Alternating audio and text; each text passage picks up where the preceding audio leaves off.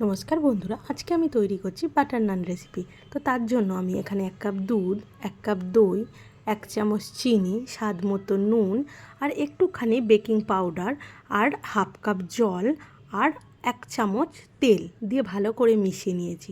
আর আমি এখানে 1 কাপ আটা আর 2 কাপ ময়দা দিয়ে একটা ডো তৈরি করে নেব। করার পরে আমি এটাকে 30 মিনিটের জন্য ঢাকা দিয়ে রেখে দিয়েছিলাম। এরপরে আমি নান গড়ে নিলাম।